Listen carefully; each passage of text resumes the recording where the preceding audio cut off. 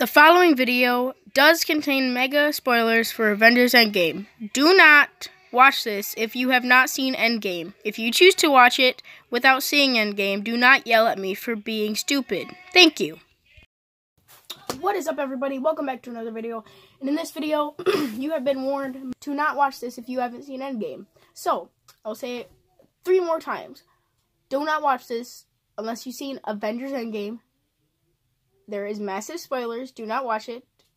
Do not watch this at all. Mega spoilers. Mega spoilers. So, with that out of the way, let's actually get into the video. Starting off with, oh my god. Avengers Endgame is by far the best piece of cinematography in the entire MCU to this day. Because it's freaking amazing.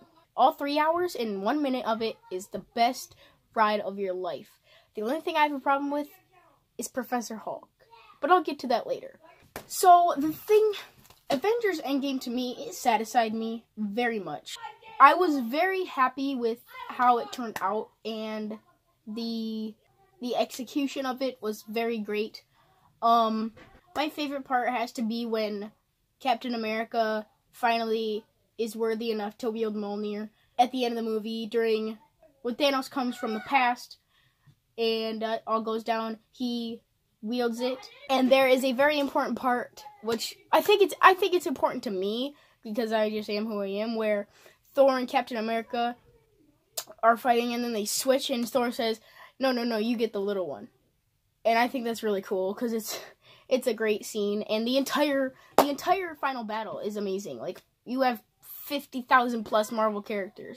Of course, not all of them are able to be identified from such a ways away, but you have a bunch of sorcerers, Wakandans, everyone. Peter comes back. He and Tony have a nice reunion. Tony hugs him, and then Peter's like, oh, I like this. And that's just great. I like their reunion. I like how well it's played out.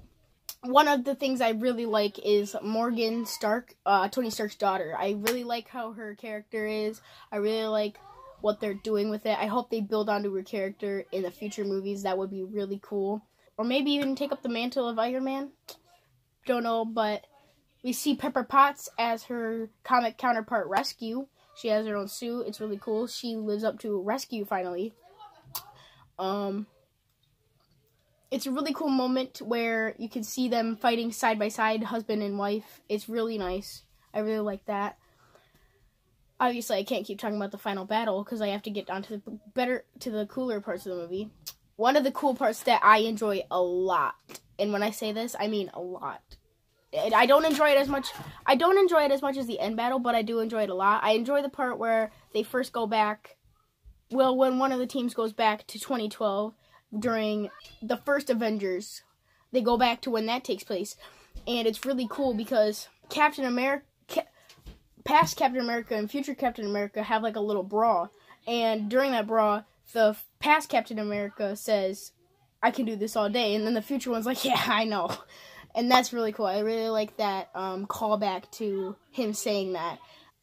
And at the end of the movie, oh my god, it's so cool. They do this thing with every one of the Avengers, and they have their signature, and then it's like them with a light behind them, so it's like you can kind of see them, but it's mostly just their shadow and silhouette, and it's really cool. And then they show scenes behind them of that character, and I just really enjoy that part too. The Stan Lee cameo in this movie is very quick and very subtle. It's him in a car, and he's de-aged because it's in the 1970s, and he says, make love, not war, or something like that. I forgot. But that is really cool too, because, you know, that could possibly be the last cameo we ever get from him. So that's kind of special. In Avengers Endgame, at the end, Tony Stark indeed does die, leaving behind his daughter Morgan and Pepper Potts, and he dies. He just dies by sacrificing his own life to save everyone else. One man saved a bajillion other people.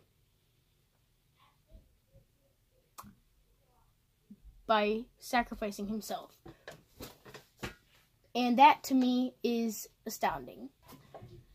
He was a good man in general. Like, he really was. Could be a bit snarky at times, you know. But it was always funny. I think what I just want to say the most is thank you for a good 11 years, a good 22 movies, a good everything.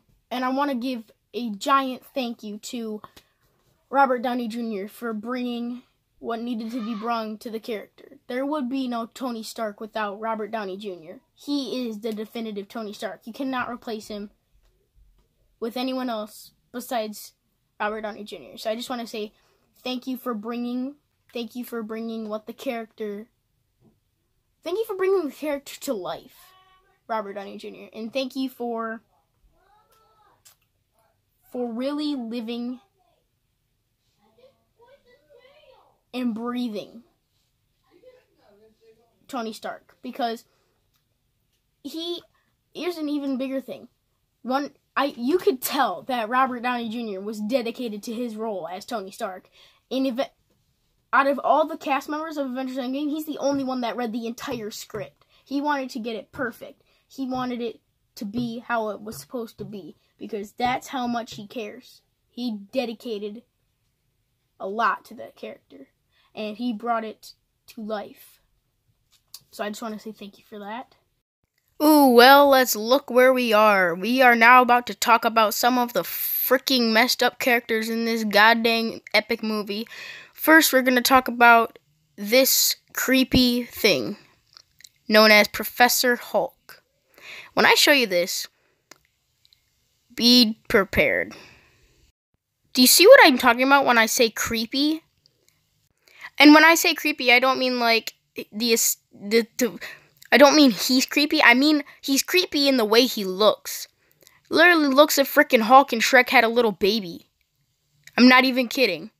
Hulk is supposed to look like Hulk, not Mark Ruffalo as a Shrek cosplayer on steroids. Professor Hulk doesn't even look like what Professor Hulk looks like in the comics. Professor Hulk in the comics looks like Hulk. I could spray paint myself green, go to the gym for a few months, and get a little taller, and then bam, whoa, I'm Professor Hulk. Woo! You could even just call him Professor. In Endgame, he doesn't do a damn thing, even Hulk-related. Hulk, I know, he smashes and kicks ass. This one, he stands on the sidelines and pretends to be a big badass. No, dude, you're nothing. In the movie, it seems like he even refuses to do any smashing. What the heck? Character rating, 4 out of 10. Brie Larson, I think, fits very well as Captain Marvel. And I know people are going to hate on me for this, but I hate her when she has that short hair like the comics. It's so stupid. Like, seriously?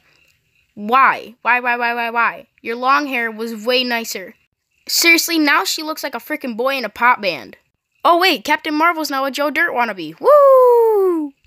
Character rating, 3 out of 10. Barely in the movie at all. I actually did not mind Hawkeye in this movie one bit, even though I usually don't like him. I kind of felt for him in this movie because, you know, if Thanos dusted my family, I'd be kind of pissed too. So I can see where he's coming from, you know, being Ronin and being all dark. Don't give me hope now. Wah. But I really kind of enjoyed him in this movie. It was really nice. Although I think the reason that is because he wasn't there in Infinity War, and I honestly am saying that it just kind of didn't feel right without him. So I really have nothing to say against Hawkeye right now. He's actually pretty solid in the game. So character rating, 6 out of 10. Alright, next up we have Blue Robo Chick. Don't really have a lot to say about this one because it kind of gets confusing because her past self gets switched around with her future self, and it's really weird because then she tells on Daddy. She tells her little daddy Thanos that what's happening with the Avengers, and they come down, and that's how what I'm. Nebula kind of sucks in this movie. I mean, well, not really, but it's kind of mixed for me. I don't really like her, but I don't really hate her. She's kind of in between. So character rating, 4.9 out of 10. She dies. Yeah. Character rating, 4.8 out of 10. Ant-Man goes all Dr. Emmett Brown on us and gives us the idea for time travel in the movie, which would I've never brought them back if he hadn't, so thanks. Yeah, character rating 4.8 out of 10. Just like Black Widow, because most of the time he's just there for laughs, so... Turns out Thor has a beer body. Boom. Wow, crazy. Not jacked anymore, boy. He's got a fat little belly. Looks kind of like a freaking Bob Marley ripoff, but it's cool, you know. Rasta's in again, I guess. But he does have some really cool parts in the movie, and we really get to see him open up and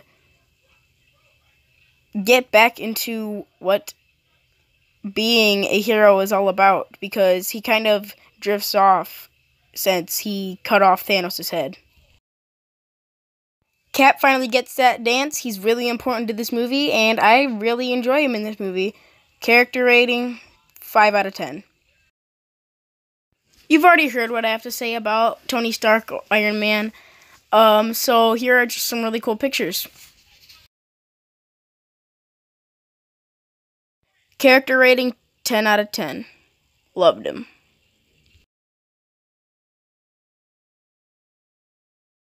Yeah, I think that is really all I can say for now. But as a whole, to sum up this review, I'm just going to say, Avengers Endgame is my new favorite movie of all time. That's how good it is. And I'll see you in the next video. Also, sorry for being gone for the past 3 weeks. I've kind of been busy with some stuff.